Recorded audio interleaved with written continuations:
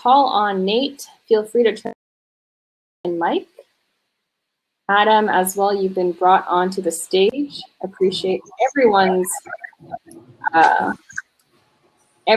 patience. Oh, Mike, you're also on the stage now.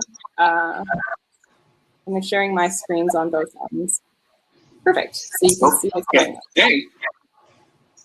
Oh, look at that. There we go. Hey, everybody. Sorry about the technical difficulty. I can't even tell you what happened. I got kicked out of Internet Browser as soon as we came up to the main stage. So while we're working through that, Nate, Adam, can everybody hear me? Yep. Awesome. Well, hey, guys, we really appreciate everybody coming in today. This event, as you know, this whole environment, what we're trying to put together is an open space for people in the Department of Defense to communicate and talk about projects, what we've seen in additive manufacturing, and really help everybody get on the same bar. The more that we interact, the more that we have found that information is segmented, it's stovepipe. A lot of people know a lot, and a lot of people don't know anything. So we're trying to bridge that gap and bring people together. So you also see here, because of the open environment, we happily include industry, academia, and anybody interested in this environment, because they play a lot in this as well. A lot of the R&D projects go through the universities. A lot of new technology is introduced by industry. It's really advancing additive manufacturing together. So in the whole course of everything, last month, we captured the opinions of what we were calling the leadership. The normal people that we hear about inside of these communities discussing where additive is today at a high level, what we're thinking about doing. And this week, or this month, we wanted to do something different to get the user's perspective, because I think that we're really going to find that there's a lot of differences on how we can improve the problems we're experiencing and the solutions that are out there amongst each other. So with that, let's go one at a time. And if you guys want to, step on up and give a quick introduction.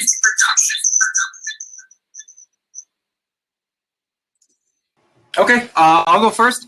Hi, everybody. I'm Nate Bandon, and with me is Danny G and Sonny. We're at Seymour Johnson Air Force Base, active duty EOD techs. We have been incorporating 3D printing into the EOD workflow here at Seymour for about 5 years, starting with FDM technology using a MakerBot system. And we have just recently, as of December, upgraded to a Formlabs Fuse One nylon sintering platform, which is ridiculous, I will say. We've gone through a lot of different type styles of innovation, and it just turns out that 3D printing was fantastic for us because we like to make things really cheap so that we can then blow them up and not worry about how expensive they are. In addition to that, the other technologies that we've been leveraging, primarily, we make our own circuit boards. We use a Bantam mill, and I can show that later on, to carve our own IED circuits so that whatever creative genius / evil genius our guys want to come up with and use for training, or try to reproduce things that are being found overseas, or threats that we're facing in other parts of the world, we can reproduce that on site en masse and save a lot of money versus commercial products. So that's just an overview. Glad to be here. And on to the next. Everyone, I'm Adam Wrench. I'm the Air Force Repair Enhancement Program Manager here at Aviano. And we are just kind of starting our additive manufacturing journey here. I can tell you, in the last 20 minutes of going around, jumping from table to table, listening to Mike and listening to Nate, I've already learned more than several weeks of Googling has taught me. We have a pretty simple system in our shop. We have the Ultimaker S5 3D printer combined with the OnScan 2X Pro 3D scanner. And basically where we've just started in these last couple of months is our leadership is trying to put together these working groups. We have my whole team is here. We have members from our fabrication flight here, squadron leadership, and we're just trying to get a knowledge base down and really try to establish a program. So we're really excited to be here to absorb all this information. We appreciate the invite.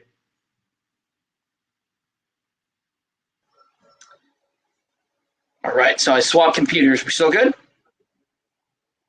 Excellent. Of course, now I can't hear you, but I can see it move. Okay, we're back up and running. So, guys, I know you both mentioned our desktop polymer systems. We're just learning additive. You might not feel like it, but you guys, your opinions really matter because you guys are just starting this journey. So capturing what the field knows, what resources you know to utilize, what you're doing is so vital because it shows us what we need to provide to the next people as we field a new capability, the next MakerBot, the next S5, whatever it happens to be. How do we give them enough information so they don't have to learn all this again? Because really, we're reinventing the wheel every time. So I hope to capture your perspective really, really well, tell everybody about it. And when we go back into these breakout sessions, everyone can see and contribute to that, expand upon your knowledge base, teach you, and everybody more about what the realm of possible is with AM. So with that, I think, Adam, you're probably the newest with a new line and everything like that. To you, what roadblocks do you see? If you were to be king for a day of additive in the Air Force, what would you change to better enable people like yourself? Well, there's not a lot of guidance thus far. Things that I've noticed around the installation, and there are several organizations that have 3D printers. They're all different. All the software is different, and oftentimes it takes, one person to really grab the reins and pull everyone together. And that's what our maintenance squadron commander, Major Liberty, he's on the chat too. He's really put together these working groups. And I think this is a great start because it funneled us all into here and, integrating with the fabrication plate and really making sure that our equipment matches theirs. They're in the process of procuring, a similar system to what we have, and we can trade back and forth lessons learned. And I think that's a great place to start. But as far as delving into the further problems of the program, I really can't speak to it that well, but I think we're on a good track right now. Really just digging in and getting the learning done. On that note, are you aware of any of the big pictures? Are you aware of any other additive folks in your venue that you can talk to, reach out to for answers? Or do you feel like you're singularly in the silo trying to do this by yourself? No, absolutely. I mean, we all just came together recently. There wasn't a lot of information out there, but I am also relatively new to my position as well. The 3D printer has been an AFREP asset for about a year now, and the team before us was utilizing it for a lot of good. But I think the group that we have now is what needs to happen. Kind of all of us, at least at this installation, coming together and syncing up, and I think that's going to be critical. It's been great. It's been a lot in a short amount of time, but I think the first email that Major Liberty pulled together with you and all the rest of the POCs here, that happened about a month ago. So that was really, honestly, a good start date for when we really started to focus on this process. Great. So we are. Same thing to you, Nate. King for a day, what would you change to better enable people in your position? Time to learn. In our workday. So it's something that leadership has been outstanding here. And I mentioned it before, but this is a whole new world. This is not like any other technology before it. The wheel is being invented as we speak. And so, like you said earlier, a lot of times it feels like we keep reinventing the wheel. The whole picture of the wheel itself is not even built yet. Because as the technology is growing, just like computer tech did, where we're exponentially increasing, and there is so many nuances to learning additive manufacturing, starting with how to design 3D parts. So at the very foundation, so people have these great ideas, right? You have imaginations, or you have knowledge of, there is this old tool in this one box that just nobody makes it anymore. I know exactly what it is. I know what it looks like. I can measure it. I have it in my hands, but I just cannot do it. I can't make it myself because I don't know how to use CAD software. So I'm going to take it even a step back. King for a day, in order to even start to tackle the beast, you have to have a foundation of, okay, I can at least build a part. I can at least take what I have in front of me and use a pair of digital calipers or whatever have you to measure it, and then to use the computer software to do it. So that is something that has been integrated here at the shop. where our leadership is like, cool, we want this training aid, or we want this part, we want to try this new thing on our robot, whatever. Okay, you ultimate freedom, blessed off to put aside what it was I was doing and just hit the computer and mess around. Like I'm not like a brilliant, mechanical engineer or anything like that. I'm messing up designs. I'm printing stuff wrong. I'm all over the map trying to figure out like what ideas are going to work. And that's super discouraging to a lot of like time hacks where people do not have the freedom in their workday to, be given the opportunity to fail. And this whole thing takes a lot of time. So if I was to be king, I would say, if you want, I want this to be pushed. I want additive manufacturing to go somewhere. I want to use it. Okay, whoever has an idea, first, I'm going to give you the time to learn the skill.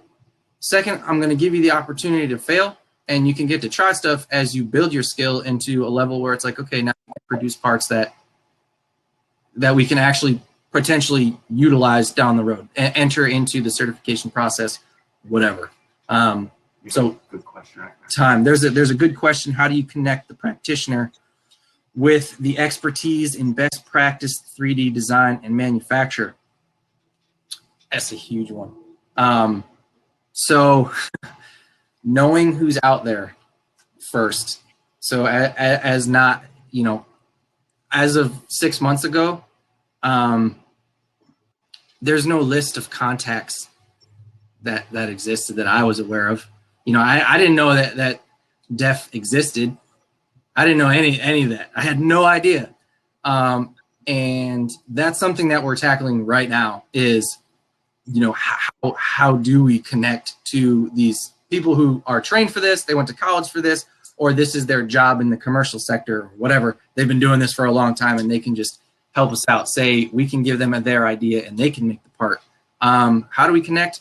We have to establish a focal point where in the DoD, which I think is what kind of the subjective of this group is trying to get at is, hey, we're all here. These are my set of skills and my resources. I can help with these things. Put yourself out there as like a digital business card. And that's all. And then publish that list and then put ourselves out there to the DoD eventually and say, here we are, here's how we can help, and send the invites out to the universities and the commercial sector and whoever wants to be involved or whoever is vetted enough to be involved in, integrating into the DoD workflow, so that at the base level, you say you have a brand new A1C who's got a great idea and they actually have CAD skills somehow already, and they say, I just want to make this part, but I don't quite know how. Let me talk to somebody. They can just go and find all the digital, business cards and say, okay, got it. So that's on us. It's still a work in progress, for sure. Absolutely. And, the things you're talking about are being done in big ways. If you listen to our previous recording, there is the whole concept of having different agencies or entities in the DoD represent all of additive or additive in the group is happening. There are a lot of good communications happening on the Air Force side, even with like the RSO and the establishment of some good groups. So there's a lot out there, but that's something to highlight is that upper leadership, they think that they already have these solutions in place for people like you, for people like Adam, for segmented groups of people doing AM. But maybe just because it's there, the information might not be getting to people to know that it's there. So creating a solution is one thing. Notifying people of that solution and how it applies to them is an entirely different thing.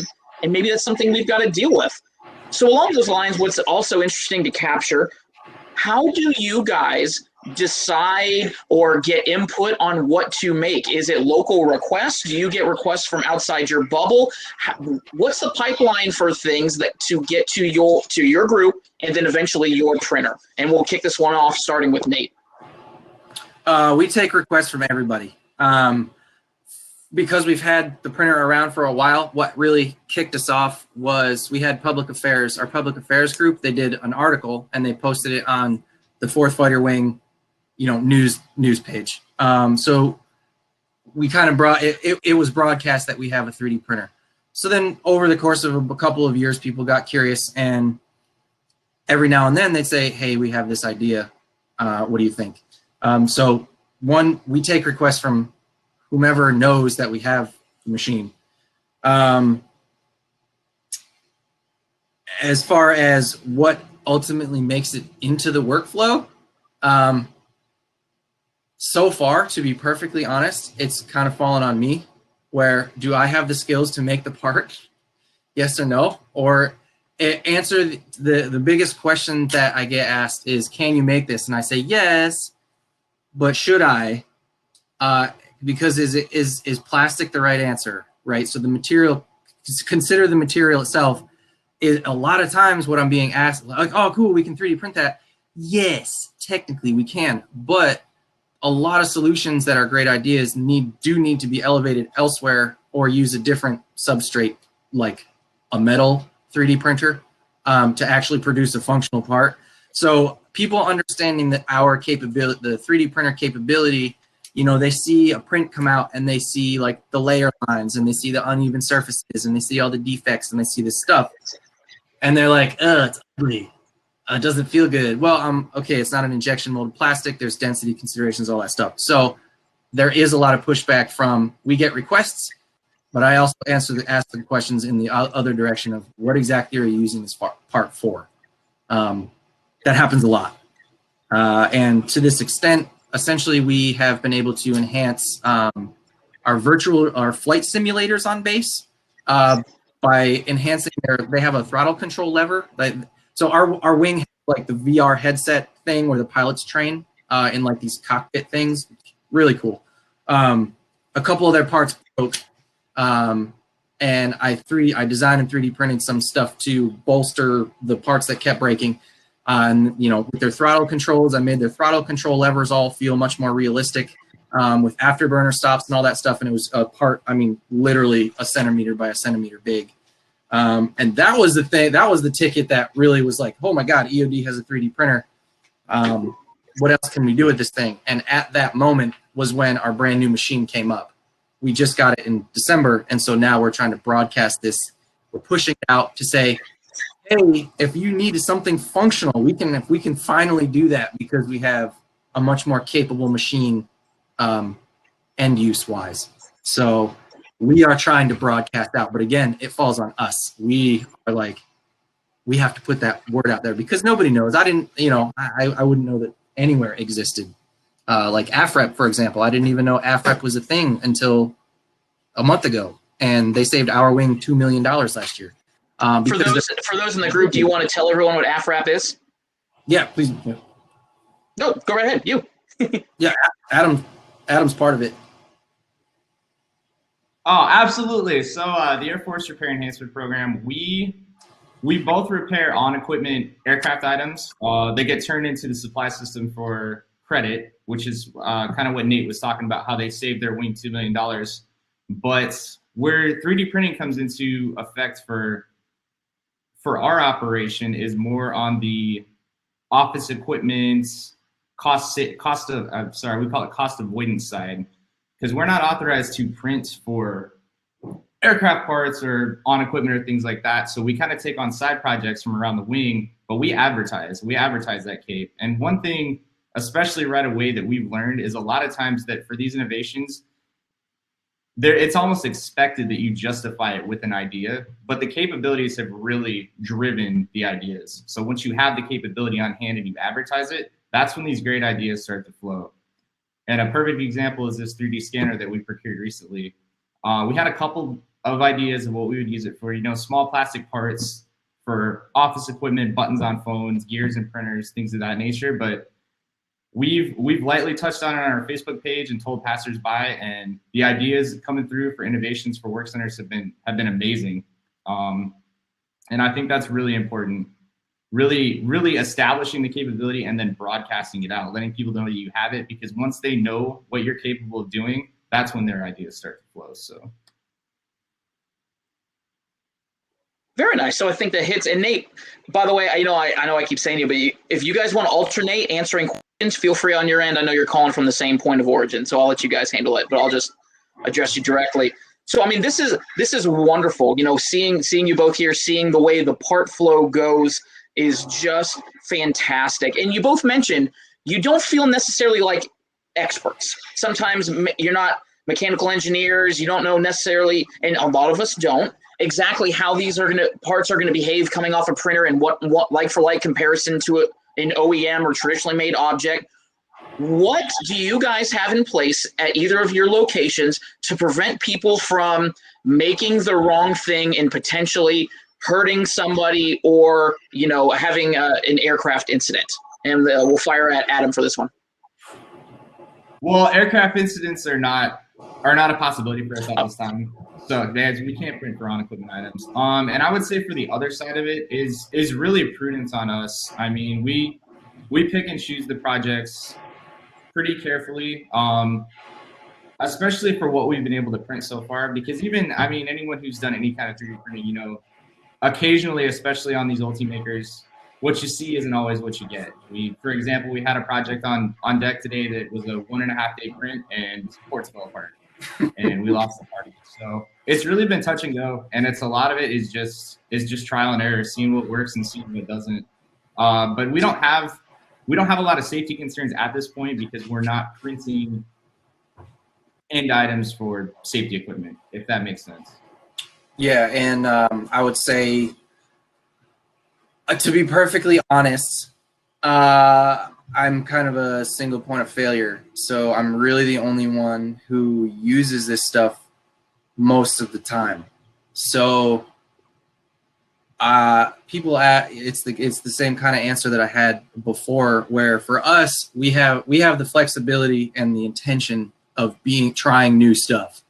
So as long as what I'm making or what somebody else thinks up and I print or whatever, as long as what comes out of this machine doesn't automatically blow us up, like our line is very thick. It's either something that we can try or like that has absolutely no purpose that anyone can rationally decipher. But we're used to taking part A and part B that are not supposed to go together, and then we realize that somebody out in a far away country put those two things together and made them dangerous, and we're scratching our head.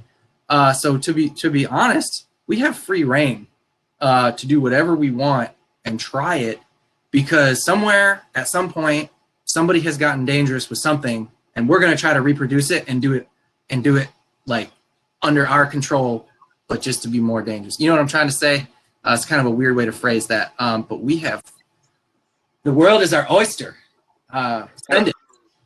So it sounds like for both of you, you rely on local training and knowledge for what you make. Now, for Nate in particular, you're mentioning that you get outside requests. So if you get an outside request from somebody to make an object, you've assessed you can make it. Maybe it makes sense to be polymer for whatever. Do you have any ownership of it after you give it back to that group? Do you ever follow up with them or ask questions or ensure that they use it safely? Or is it you requested it, I said I could print it, I gave it to you, it's yours now? Both. So if somebody asks for something and I give them exactly what they asked for, sometimes the conversation only has to go like, awesome, this is great, thanks, shake your hand. Most of the time the parts are very low key because they are plastic. Typically they're not going to have any kind of like crazy end use other than either as a display piece or as a mildly functional tool of some kind, something fairly simplistic. But as with the flight simulator project, I actually keep in regular contact because first, the reason I made the part was to produce a part that was better than the manufacturer's part. It turns out that I did.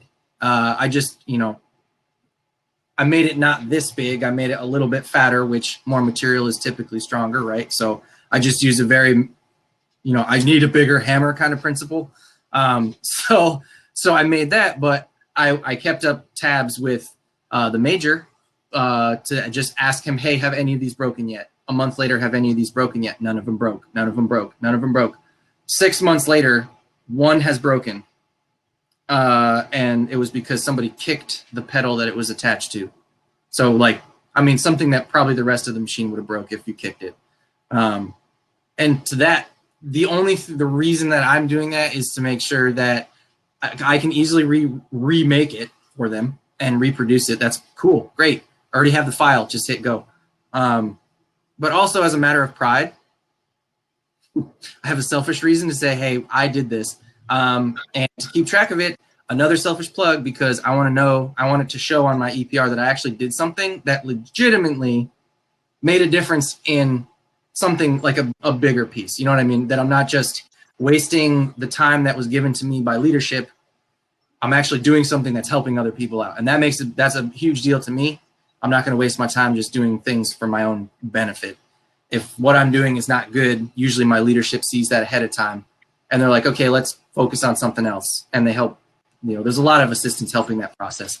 But the check-in thing, for sure, it just depends on the situation. Absolutely. Yeah, what about you? I think Nate hit the nail on the head right there. The same with us. There is a certain amount of ownership when you do manufacture something for another organization. We haven't ran into a situation where one of our projects has failed. We have made a lot of failed projects, and there's value in that. I mean, lessons learned. Every time you print something, you're going to learn something different. But no, exactly the same. And pride is a huge component of it too, because we're representing our organization. We wouldn't want to turn out, something that either didn't work at all or broke 2 weeks down the road, and that would be an easy correction to make, but not a situation that we ran into so far.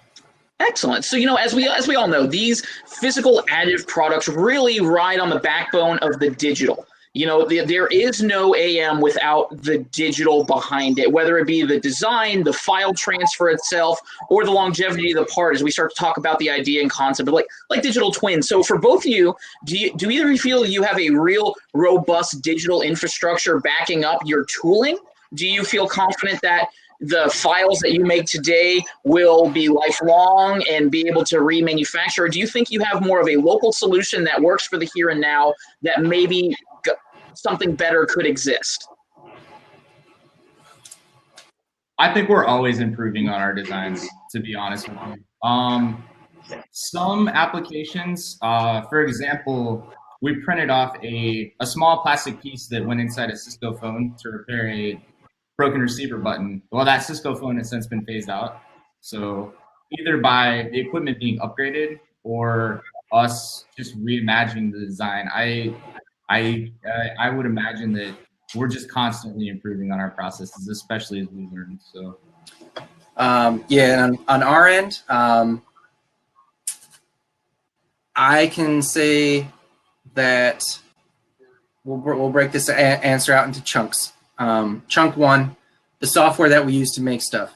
I'm using Fusion 360. It's free, but it's very robust, and Autodesk is very interoperable with almost every other CAD, CAM software, machine, 3D printer, this, that, and the other thing. It's very versatile. Is it the best? I don't know. SolidWorks is definitely the industry standard, right? But that stuff is expensive as crap. I can't afford that. And right now, sorry about that. So it's expensive, but what I found that I needed to make my files, I could do in a program that was for free. And Autodesk is going to be around for a long time. So boom, software, I think, in my opinion, yes, we use it here locally, but it has a global fan base and it has global support. YouTube, amazing. Their tutorials to break the learning curve are outstanding. So from a software perspective, awesome. I think that what we have for now, as long as the base like G code or et cetera, like languages of the machinery doesn't change, I think that what we have to work with right now is good. Like Adam said, the technology around us is going to constantly change, so we'll have to keep adapting the way we design and the intended end use for that. And then the third chunk is how do we share what we've made and what we use. EOD has a portal. We have a portal that we share for all 4 branches.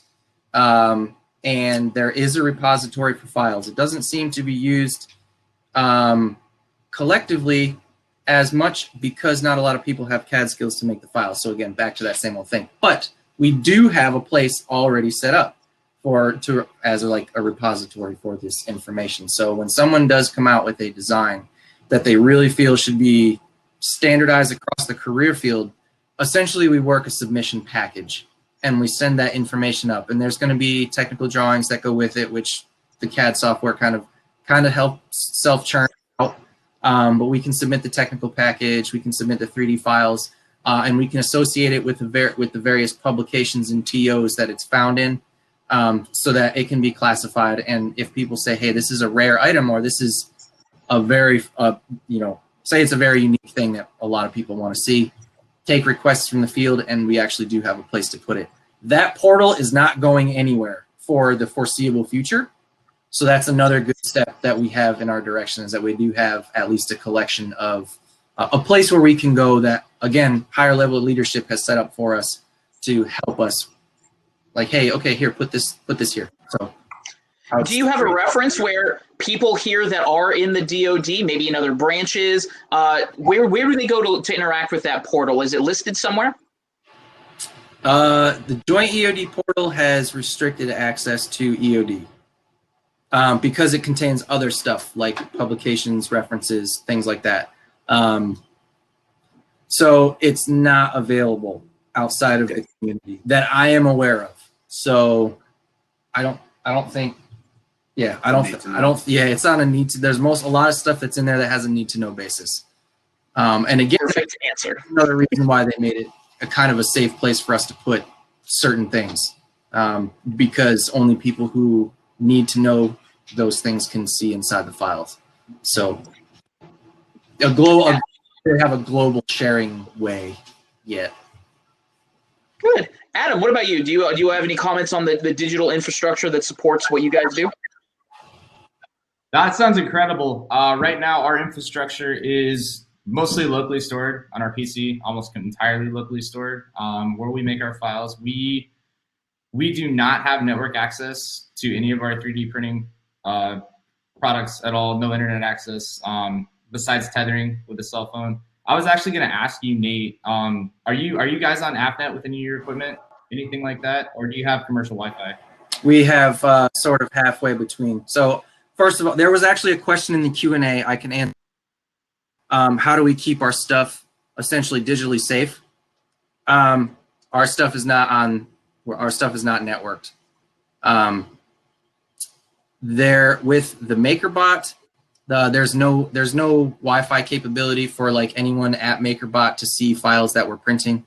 It's all housed locally, and we don't have commercial internet hooked up to that machine. The Fuse, the new one, does have Wi-Fi.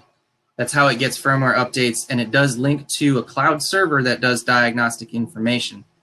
However, the basically privacy of what it is that we're printing, the only information that gets passed, and it was one of the hurdles that we had to jump through in getting this machine here, was yes, we do deal with some classified information.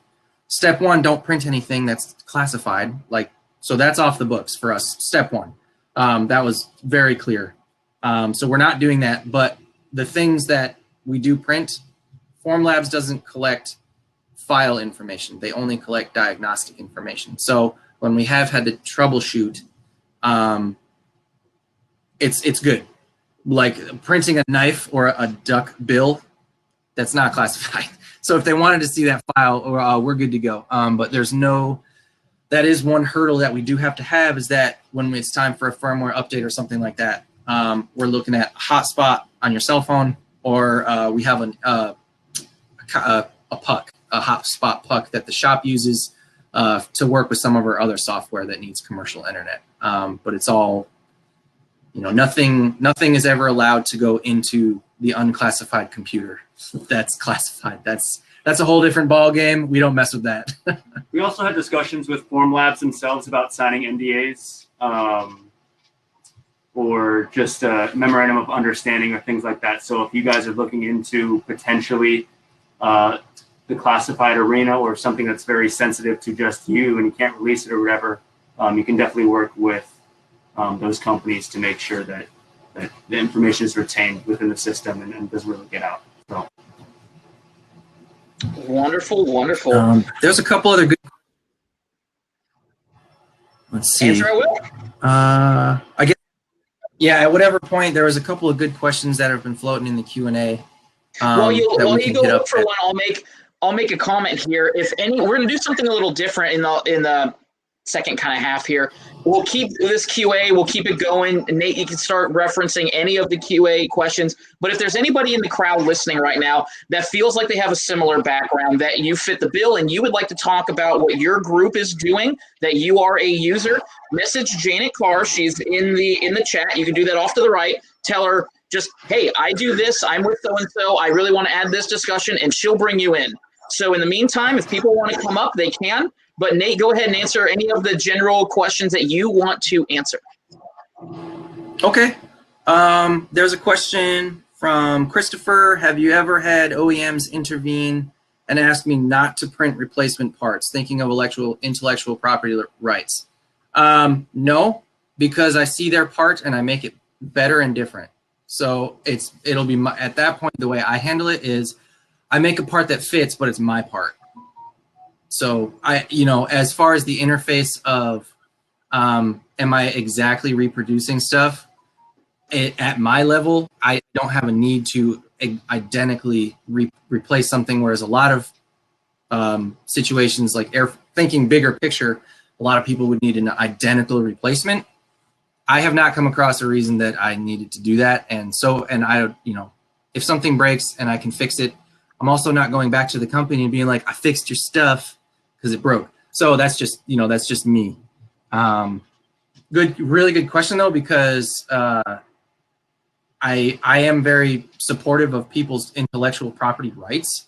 If they make something and that's their license, I am not the kind of guy to go stepping on people's toes either. So if somebody did flag me for something, I'd be more than willing to discuss with them like, hey, I'm sorry. Definitely kind of an all stop if it was legitimate intellectual property violation. I'm not interested in any of that. I can make my own stuff. So that's kind of how I handle that one. What about you, Adam? Has that ever been a concern for you guys over there? Making something and thinking that somebody might own it, an OEM, anybody else, or is it pretty much make it, use it, and don't worry about it? I wouldn't say that. It's more along the lines, I think, once again, Nate's all over it. They're usually custom designs for a custom application, and we haven't ran into any OEM concerns. And a lot of times, especially on commercial equipment, we're usually in contact with either distributors or manufacturers for tech support anyways. And that question has never been brought up. So something we'll think about down the road for sure, but at this time, it doesn't really affect our operation. When either one of your something, do you guys have any feedback to like the engineering community so that it can get referenced in future publications, addressed if there's a supply stance issue, or do you see what you're making very much as an immediate patch for an immediate need, and those line of communications don't exist yet?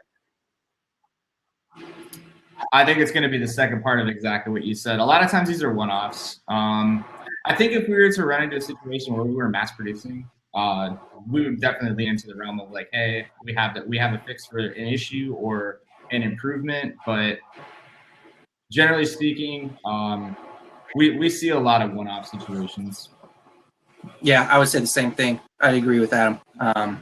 And like I said, the intention of a lot of our stuff is to just detonate it, because our application is training applications primarily for everything. Some minor tools that we would use as our personal kit, things that could help us out on the field, small scale things, but our job doesn't really tie into a lot of other career fields. It's kind of a little pocket, and the freedom within that pocket has kind of implied that we could absolutely, like there have been things like some people have made mounts that go on the robots to hold equipment to our robot, which is standardized. It's across the field. And we hit each other up on Facebook and we're like, hey, I've got this sweet thing. Cool. So we shared it amongst, people who have 3D printers and all that stuff. But to go to the engineering level, as far as certifying and stuff like that, it's just, we haven't really gotten the need to go that far with it yet. And I think a lot of that is because we've been using FDM. FDM is only useful to a certain extent. And the things that we would be using it for, they're not necessarily replacing things that would be super robust, or that we would purchase as, a real equipment item. You know what I mean? So yeah. You know, one thing I've loved to hear about, and Nate, as you were talking about the sharing of files earlier, it got me thinking. I was like, I haven't heard of that. In all my involvement with everything I do, I did not know that there was a inner organizational thing for EOD for the sharing of files. And I love to know that it exists. It's one of the, there's a couple that I know. That's one of the ones that I know. Do you find that you're interacting with inside of that environment with a lot of folks like in the Navy and the Marines, or do you find it primarily to be Air Force, but access is granted to others? It's everyone, all 4 branches. So there's a place called the Eod Maker Group. It's on Facebook. It covers the entire map from, hey, I do wood projects, I do circuitry, I do electronics, I do 3D printing, you know, everybody from everywhere. It's basically like anybody who has a hobby and is an EOD tech can just join this little private group. And we post pictures.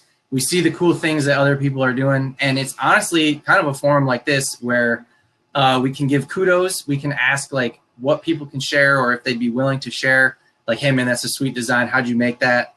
And then from there, so just because of the way we operate, talking again, going into the classified realm, if we're talking about something that we might use operationally, the discussion ends, and I've seen it dozens and dozens and dozens of times where, hey man, I'm going to PM you, what's your email address? And we edit and it stops. So to the point where we kind of just share what we're doing to the extent that we can. And then after that, we get names, we get linked up with people, then we can search on the global address list. We can hit up somebody in the Army or the Marine Corps or the Navy, hit up the other branches. We can collab from there. And then if we need to, or if there's a reason, hey, we can, you know, let's chat up on like a real line. Let's get a real discussion or a phone call or something. You know, so that was kind of the organic seeds. That group got started 5-6 years ago, I think, by some Army folks, Army Marine folks, and super smart, right? Yeah, okay, I'm not way off. Goodness. So super good dudes. They're like, hey man, welcome to the family. Come on in. Like, we want to be, you know, if you're a tech, let's talk, let's share. So it's awesome. You get ideas from everywhere. Fantastic. I love, you know, people in the service, being prior enlisted myself, you will find a solution for organic problems. So I hope that for anybody listening, especially anybody that tuned in to like the leadership, look at what we have here in an example where a community needs something, they're finding a way, but maybe there's something more formally secure that should be provided. This is a sign that maybe there's a real true demand and need here that needs some structure. With that, Jeremy Tate stepped in. You've been vetted real well, so I have full faith that you'll add to the conversation. Do you want to give a real quick bio of just who you are, where you're at, why, and how you can contribute to this discussion today? Thank you. I'm Jeremy Tate. I'm a engineering technician at Tinker Air Force Base with the depot there. I'm on the GS side now. I've retired with 21 years from aircraft maintenance, all working in the fabrication flight. Mike, Nate. Mike, I haven't talked to you. Nate, I've talked to you. It's great seeing your face.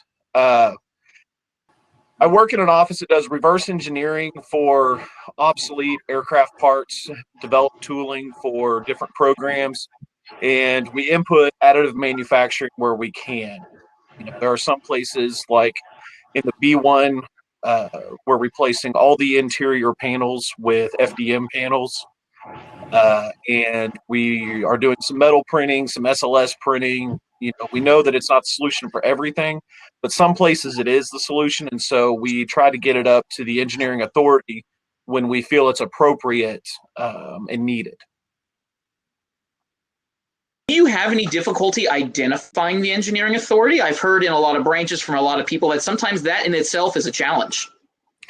That it can be. Whenever you deal with aircraft systems, you know, the engineering authority is pretty clear cut. But whenever you get into flight simulators like Nate and Adam were talking about, you may not, it's kind of gets hard to identify the equipment managers, the item specialists, you know, the things in those fields to get the approval and to go through the AFRET process to get with those equipment specialist and say, hey, we can 3D print this, so let's 3D print it and let's get this information out to everybody so that way we have configuration management. Absolutely. And, you know, the term configuration management as it applies to the files is something, you know, we're loosely been hinting on how to the digital infrastructure. So I love that you guys are forefront. Do you want to discuss about the question earlier? How do you guys deal with configuration control and the digital infrastructure required for AM at your site?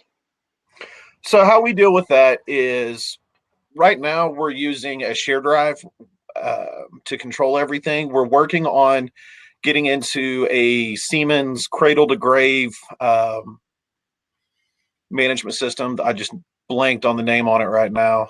SolidWorks has one, but we go through and as we develop the parts, we go through different iteration numbers. We make sure that we only keep the active file in the main folder.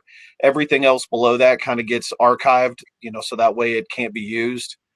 And then as we go through and things get approved, we lock those designs down. I see using Raptor. Right now we're using Jedmix for our file storage whenever it gets approved for use by the Air Force as a whole. Good. Earlier, were you searching for PLM? That's the word. Exactly. I was trying to think PLC, but I knew that wasn't right. I got you. No worries with that. Do you think you guys have any resources, Jeremy, and what you do that could be leveraged based on the conversations we've had with Adam and Nate, or anything that applies where you see that maybe could they leverage anything that you do and use from where you're at? So that's something that we're working with right now on getting implemented, because we are not a lifecycle management entity. We are under the depot, so it gets squishy with how things get funded, but we are always there to answer questions and to try to get information out we can. If there are projects that come up, we have done some work where units have paid us to come in and learn how to use some equipment, or to go through engineering services, or to have us develop training parts and different tools for them. But it is something that definitely needs to be worked on, and everybody up and down the Air Force chain agrees with that we need to figure out how to not have tribalism and stovepipe communication.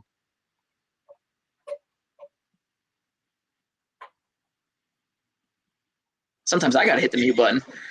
So don't forget, guys, that after this, I hope all of you exchange information. We're going to break out shortly into the breakout architecture again, so we can go into rooms. But please, I hope all of you connect, share contact information outside of this venue, so that you can share those types of things and use cases. Because just by the term PLM, I see that you guys have an idea of the configuration management. And Adam and Nate, that is something so strong in this industry that's needed. And I come from a place just like you guys. When I got my start, it was with a very small desktop printer. I was making parts in my squadron. We're not going to say how long ago that was. I had a lot more hair back then. But, you know, that we all kind of start there, and it progresses into different things. But the architecture of what you guys are doing, don't think that anybody looks down on it. Don't think it's wrong. But there is so much out there and so many tools available for you. Especially now that you know there's such a larger industry. AM is so big, it's in the DoD in so many ways. Connecting with people like Jeremy and others that I'm sure are going to talk about to you in these breakout rooms, jot them down, have formal lines of communication behind, you know, CAC-based systems, and there's a lot to learn and a lot to leverage. And once again, groups like RSO, they've talked about Air Force Maker. There is so much out there for everybody to communicate, make together, and ultimately, on my side of the world, ensure that nobody makes the wrong things, because that is such a bigger concern. Because I've done it. Everyone's done it. A project goes all the way to the end of the life cycle, and you're like, darn, I did not think of that. Nobody told me this was a requirement. And the use of that word in this sector, requirements, is huge. So, and network, do these things, learn from each other. With that, I'll give you guys a few seconds. Is there any questions you want to ask to the group, to me, throw to the world for a chat? I will say if anybody wants to hit me up in the breakout sessions, there was a lot of questions that came up in the Q&A I've been looking at. I'll gladly stick around to answer. I can't read and talk. I'm a very bad multitasker, so just stick with me and hit me up after the breakout session, and I'll be here as long as you want. Absolutely. Adam? I would just like to thank you for the opportunity. This venue is great for everyone, but it is critical for me and my team, especially just starting out. And I can't wait to get out and meet everyone. I got half a page of notes already and POCs, and we're just really excited to do that. Awesome. Jeremy, what about you? Any? No questions to throw out there yet, but I'll be around if anybody wants to ask questions about software usage, what's approved, what's not approved. I see there's some things about ITAR requirements in the questions, so just hit me up. I want to get as much information to everybody as we can. I love that sentiment, and Jeremy, I appreciate you coming in. So for everybody here, you can see that communication is so vital. This is a very much a grassroots thing we're doing here, connecting people, but we're connecting you folks. This is the idea with us, with me, with everybody, because we're all in the same problem. We all have solutions. We need to talk more. So I want to encourage everybody, if something has interested you here, go into the breakout rooms, talk about it. Please, please, please ask these questions and connect with people, but make sure you follow up with formal lines of communication in military approved methods for those in-depth, real conversations and answers. Outside of that, once again, it takes a lot of time to set these things up. So I spend a lot of my efforts trying to do it every month. Whether it's successful or not, we'll judge in the future. But there are other lines of communication. If any of you are interested in talking between these sessions, please log on to def.org. The Defense Entrepreneurs Forum is somebody I've been volunteering with for a long time. It is literally just a bunch of good people in the defense sector trying to help other people in the defense sector. So once we started doing additive, it just made sense. So if you ever register, it doesn't cost anything. It's just good people. But there are Slack environments, chats, podcasts. There's so much more to connect us between these events. So as good as these things are, please stay connected between them. That is a great resource. There is a ton of inherent knowledge here. I encourage everyone to use LinkedIn, connect, ask those questions again. And for now, I think we are going to jump. So we're going to go once again back into those breakout rooms. I can't stress enough, thank you all for being here, especially guys, Nate, at the last minute ads. It's hard to get people to come, but when they do, it is so good. So please spread the good word. We are going to keep doing this, keep it open for everybody. I think in the next few months, we're going to tackle a few more areas, looking at bringing in stuff like industry that are involved in the DoD, not just sales pitches. This will never, ever, ever be about sales pitches, but they bring a lot. Academia are doing a lot of the R&D for us in the DoD, whether we know it or not. We don't do a lot of that internal anymore. We rely on others. So I'm going to bring those perspectives in, but keep the communications going. These chat rooms will always be there. And with that, Janet, I'm going to send it off to you to end the session, and we will break. So thanks, everybody, and we'll see you in the